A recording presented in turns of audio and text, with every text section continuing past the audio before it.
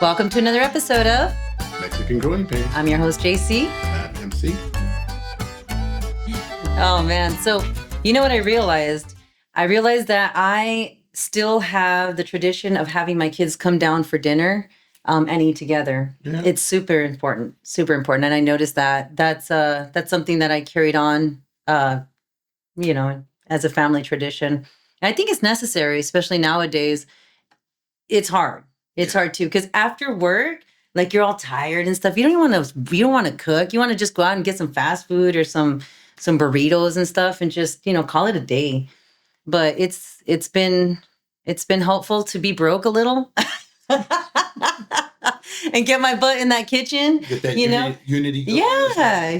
And then start screaming, I need help. Someone wash the dishes, and you create this collaboration, this community of collaboration. And I don't know.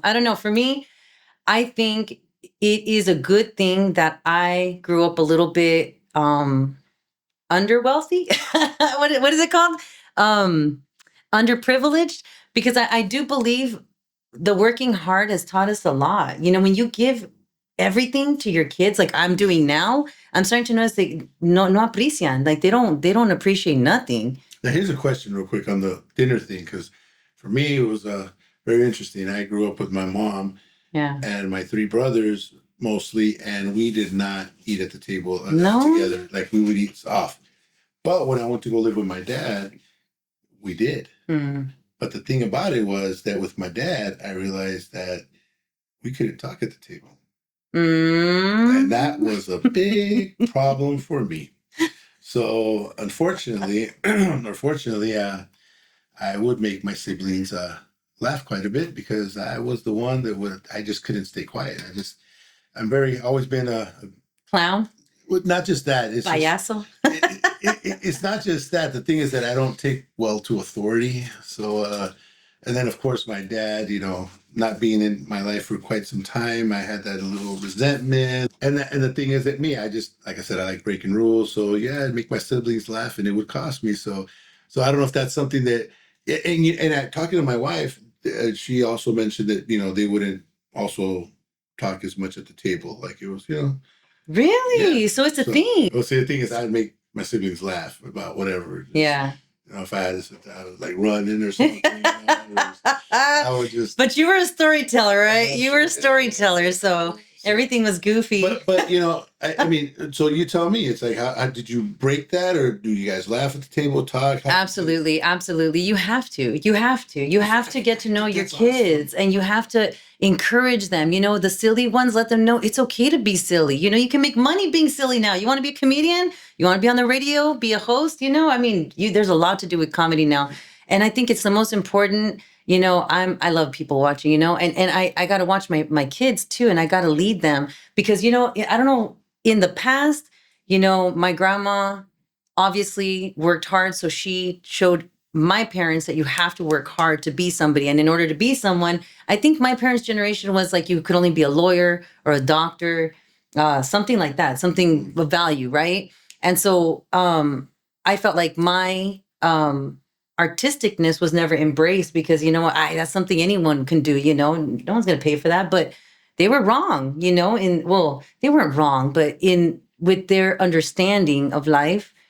It's more like they discouraged it. Yeah, because the thing is, it's not so much that they were wrong. I feel like it was more like they were going for the more secure stuff that was secure. Back then, because it was. I mean, anything artistic. I mean, let's be honest. It's like how difficult is that lifestyle? It's difficult. Whether you're a painter, whether you're a singer, a songwriter, whatever it is, all that art and stuff. It's just, man, it is true. There's a bunch of wonderful talent out there that still has to be discovered.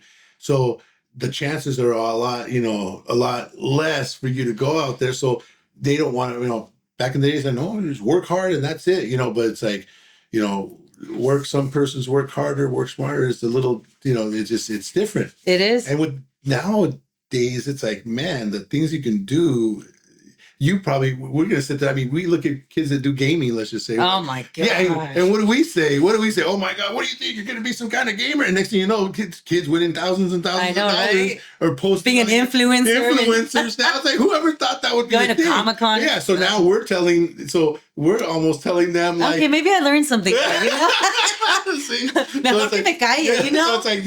like now it's like you can't tell your kid. Go ahead, mijito, put in those hours. Don't worry, you didn't take out the trash. Yeah, don't worry. You keep putting those games. One day you're gonna make it rich. Keep getting those views. Keep getting those views out there. So it's but see how it repeats itself. It right? does. It does. But in different ways. Sometimes we don't realize. We don't realize how it repeats itself. No, but it really does. That's an artistic form now. But back to the table. Okay, is it me or did your family say this stuff? And it always bothered me too. Eat it because there's kids out there que no tienen nada de comer. I'd be like, pues dáselos. Okay, it's funny. So, so that's one thing that I feel like I believe that, and it wasn't just my parents. I think it was big out there I think it was posted out there a lot. That's when the whole "we are the world." Oh yeah. What I'm saying? So it's like it was a big crisis because the television would broadcast places that were starting to realize like, man, they're really hurting. Absolutely. Everywhere from Absolutely. Different parts of the world. So I think that's one of the reasons why I get so upset at wasting food. Yeah. I hate wasting food. Yeah. I hate, like, seriously, it's one of those things where sometimes I don't like it. I don't like wasting food. Well, luckily I was a good eater, so I never really got in trouble of that. But you know what? My parents were kind of mean though, because and it wasn't intentional. It's just that, they just wanted to give us food. And so everything was accompanied with beans and rice, frijoles con todo, tortillas, una sopa, pero así, like it was an adult plate, dude. I'm like a little 6-year-old with little pancita, dude. I'm just like, ya no quiero comer. And then come, tu come. I couldn't do it. Dude, it got so bad. And then, even with like the meat, I mean, because that was like obviously the main thing, right? I'd be like putting it in my mouth, putting in the napkin and trying to throw it away. Oh, it was a whole course meal for us. It was. Oh my God. And you know what though? You'd have to go know your siblings so you could trade like your beans for their meat or their no, their vegetables. You didn't. Oh yeah, you have to do some trades and stuff. Hey, I'll give you some of this, you give me some of that. You got to know who liked what because man, it was difficult. See, that's awesome. That's how you knew you were going to be an entrepreneur. Oh yeah, yeah. Oh, I was. Like, let me make that tray with you. Yeah. Oh yeah, that was from the get-go. I was a kid with the lemonade stand. So hey, that's good. You want to make lemonade? We're talking about the foods. The one thing it's like, and you said that. I remember one day my dad made some pancakes, and I'll never forget them. Because these pancakes weren't like your typical fluffy pancakes, right? I saw the spatula like lean back. I don't know what my dad put in there, but dude, these were not your average pancakes. Not that I'm like, I'll have two. They were the size of the plate. They weighed, I swear, they weighed like a pound each. I don't know what my dad put in there, but man, dude, I regretted that one forever. I was like, you had to eat that, because it was like, you asked for it, now you have to eat it. My family was the kind that you had to sit there till you finished. You'd be like falling asleep, like, yeah, I'm still eating. Still eating. So yeah. I love that though. I love that. One thing I couldn't eat, liver. Don't give me liver. Don't give me liver. Even the smell of liver. Okay, no, that's not the only thing I can't eat either. Really? So yeah, we went to go visit my tío, in un rancho, and I loved going to see my families out there. But I made friends with the goat, and it was my tío. My tío was gonna cook it for us. It was a special. It was a special dinner that he was making for us. He said, no, mija, no te cariñes con él. And I was like, oh, don't give so it a name. Goaty. Oh, I named it Goaty. You're not supposed to give it a name. That's the one thing. Don't give it a name. I was traumatized. I saw them. Goaty. I smelled it. I saw them slit the throat and everything. And so I saw them take the body inside in the kitchen. I was like 8. Okay. I was like 8, but the smell, that gamey smell, I couldn't take it out of my head. And so now Chivo, no. Like, so all the Greek food, I like the Greek food, but there's this particular taste to it that I'm just like, It reminds you of Goaty. Yeah, I'm like Goaty. You know what's funny? It's like me growing up as a kid, I would go out to a rancho. So I think, I don't know, I had the opposite effect. I saw it and I was like, oh, we're going to eat it. So I want that one and that one and that. I was okay with it. I was like, I was probably like 10 when I saw my first like really get slaughtered, like we literally drove out somewhere and to this farm here in the United States, some farm, and they're like, which one? And oh no, that one right there.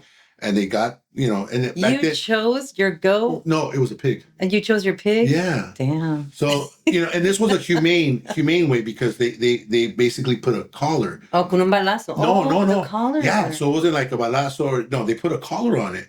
And they're like, okay, here it goes. And it's like, and it was like quick, instant, no noise, no nothing. And I felt natural about it. I was like, okay, so they put it up and did the whole thing. And okay. I don't know. I've always been, but I will say this: I will never hunt or do anything like that for gain, for pleasure. Yeah. I don't believe in that. If you're gonna kill an animal, it's because you're feeding a family. You're doing something. You're gonna eat it for one. Yeah. You know what I'm saying? I don't believe in killing just for fun. Just for gain. Yeah. No. It's yeah. Yeah. I agree. Save the pig. Save the goat. Yeah. Yeah. No. Don't ask my wife about the goat because she had a traumatic experience with our neighbors that happened. Oh. The same kind of goat. He was. Oh, they got a goat, and I'm like, yeah, they got a goat. It's like they never had a goat. Yeah, it's so cute. I gave never had a goat. They gave it grass, and I'm like, hey, someone's birthday's coming up, right? What? Oh. And then we get the invitation. No. The invitation. And we come over and she was like, yeah, I had 2 bowls. Oh.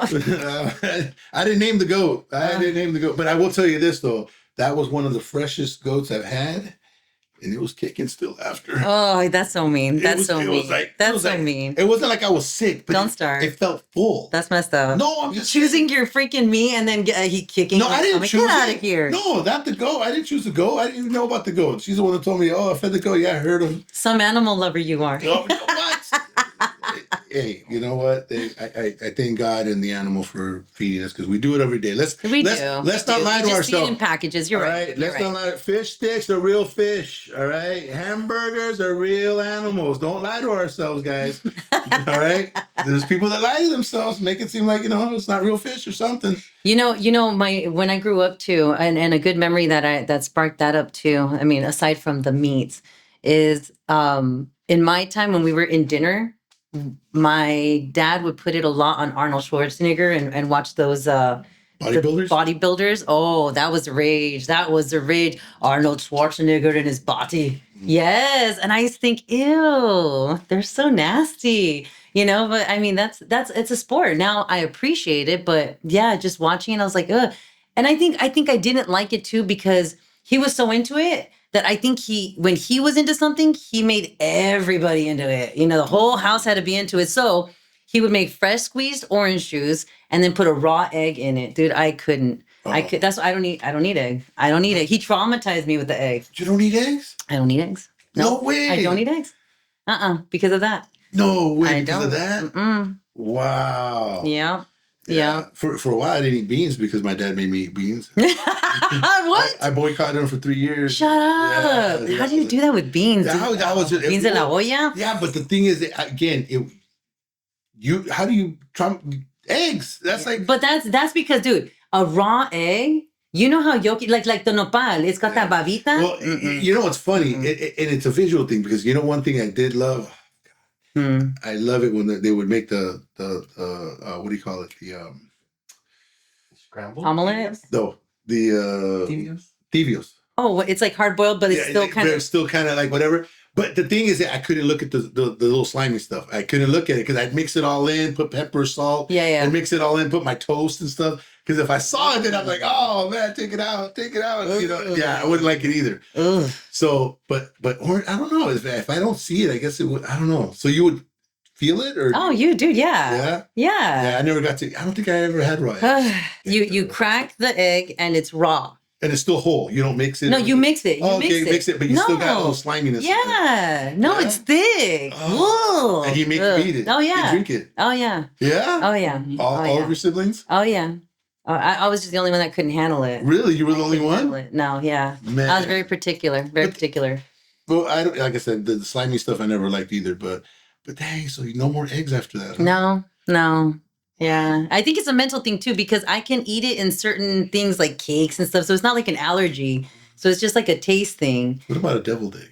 No, because even sometimes like I'll go to like eat like a restaurant and they have like some nice looking eggs, like it looks good on a hash, Yeah. and I just like I eat it and my stomach starts to hurt. Yeah. I can't. I'm telling you, it's a phobia, and it's in here. Well, También. that was happening with the beans. It was the whole thing about the beans. Now I can't live without them. Yeah, and I think I know it sounds like I had a really good childhood, but I think it's because I've extracted some good things in my childhood. I lived pretty rough. Yeah, I think we all lived pretty rough. My siblings in the household, we all lived pretty rough. But as an adult, I noticed that I started to look at the little valuable things that were good. I think because that's all we have. And I think that's important. It's important to focus on, the good. It's not easy. It's not easy. And you know what? And I think for my situation, because of growing up with my stepdad and my mom, it was a little bit more toxic because my stepdad was not the greatest of, he wasn't really, the way he would speak was he was Colombian, so he would have a very dialect that was not really, very harsh. Direct. Yeah, very harsh in certain words. And aside from the fact that, even any Mexican word sounds a lot worse than what it does in English. You realize that? Well, it depends with the volume, right? Well, the volume of the word.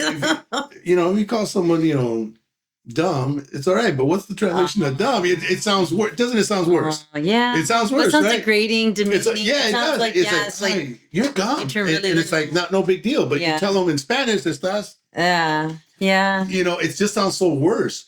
So going from that environment to with my dad environment, I'm like, I didn't like his rules, but it's like, I was like, all right. And he was a lot more fair than the environment I came from. Yeah. So for me, going to live with my dad was like, all right, I get it. All right. So how many times you gonna hit me? 5 times and stuff? Hey, okay, wait, discipline. Did you get the chancla? Did you get the belt? Or did you get the coscorron? Oh my God. Or all thrry. Or the gancho or the broom. Oh, hey, esos tenemos. Yeah. We're talking about the value of things, okay?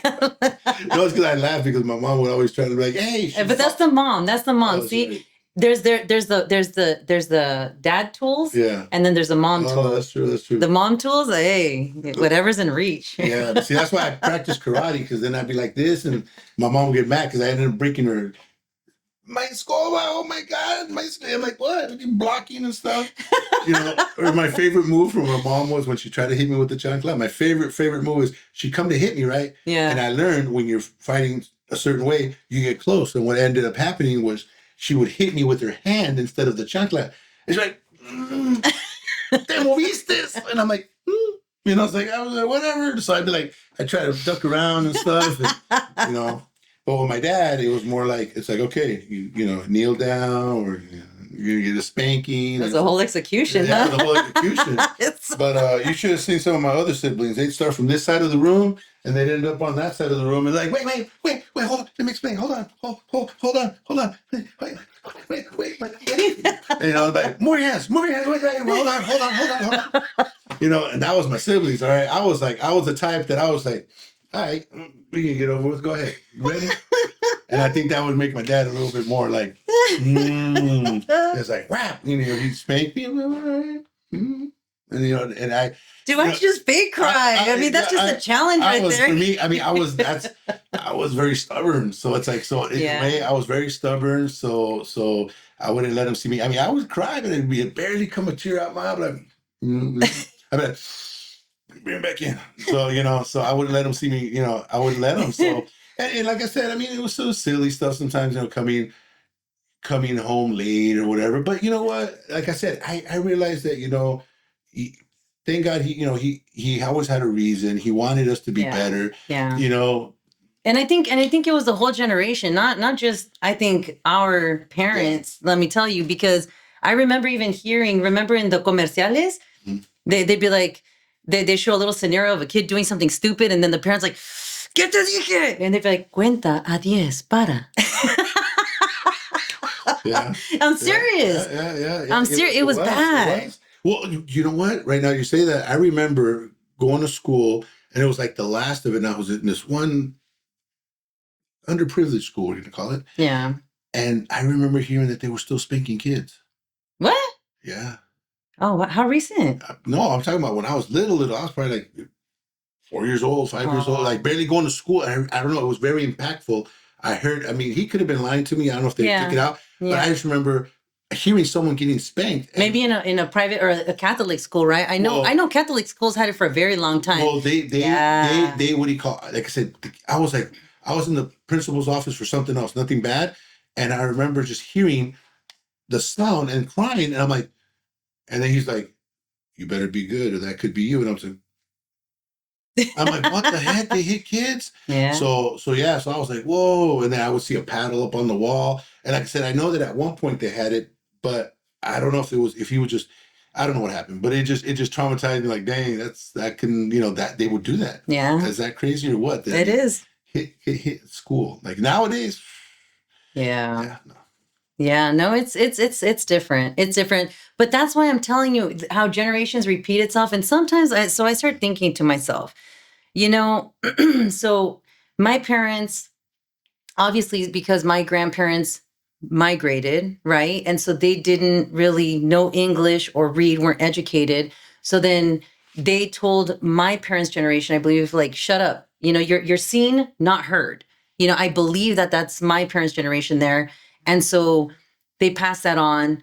And then because they couldn't do what they wanted to do in their lifetime, they wanted us to be a doctor, a lawyer, or something. And then now I see in my generation where I'm just like, I don't want them to work so hard, And so I really bend for them a lot. I allow things that maybe I shouldn't allow.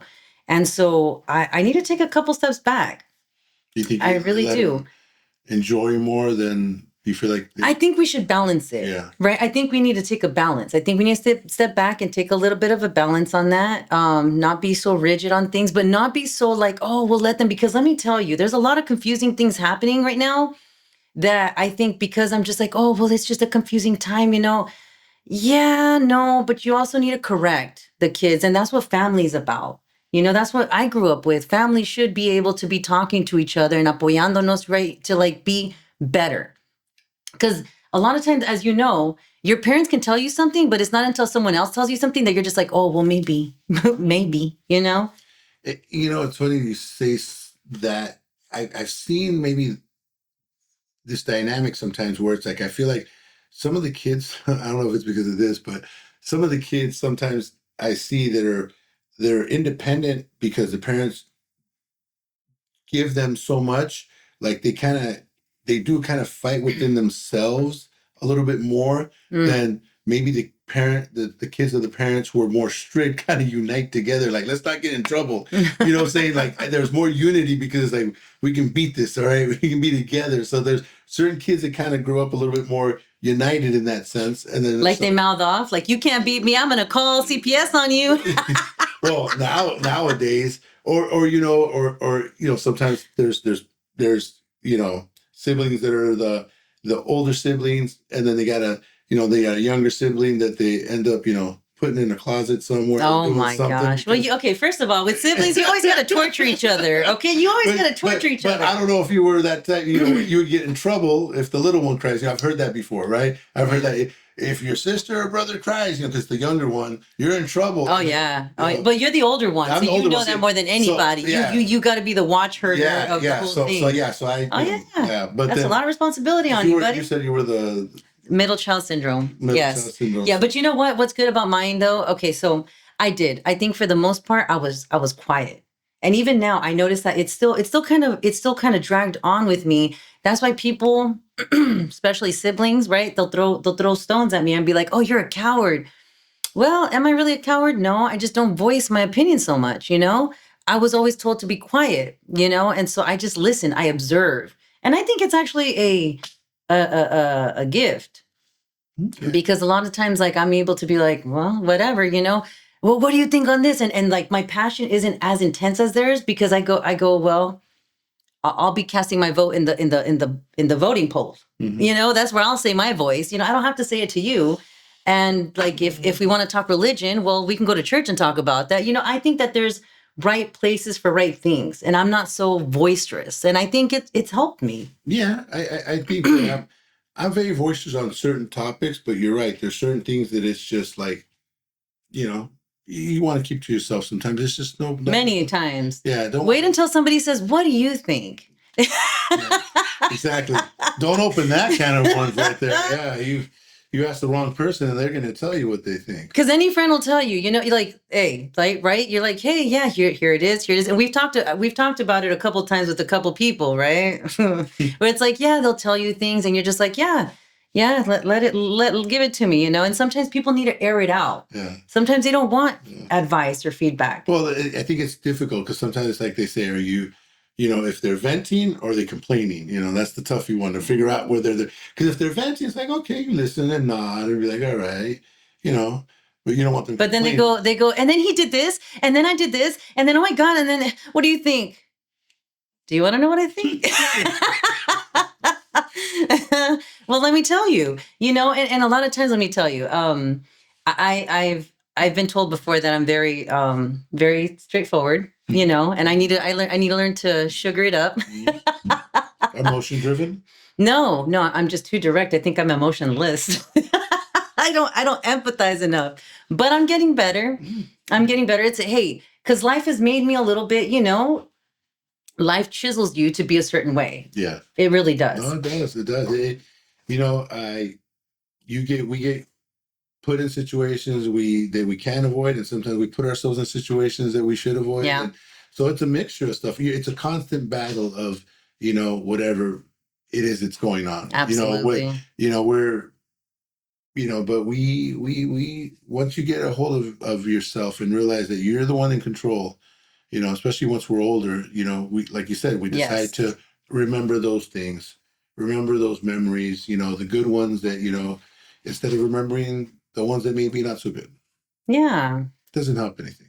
So, one thing I did notice though, so from everything else that we were talking about, I'm noticing now, just hearing me talk about it, where a lot of my character comes out, especially with my family now, where I want to move my family dynamic, and whether you have children or not, where you put things on your spouse, on yourself, on your kids. For me, it's expectations on chores. My kids have chores. They have responsibilities, because I do believe that that's something that I learned in my family that was necessary, is having responsibilities. It took me a minute to get my kids there. I did it good with my first one, and then my second one, not so much. but I'm getting better as it's going. Do you think responsibilities are needed? I am a very strong believer in that, even though I've heard the other side of it. It's like, which is tough because it's like, we've known people that say, look, as long as you're doing your thing, bringing good grades, that's your job. That's your job. Mm. Yeah.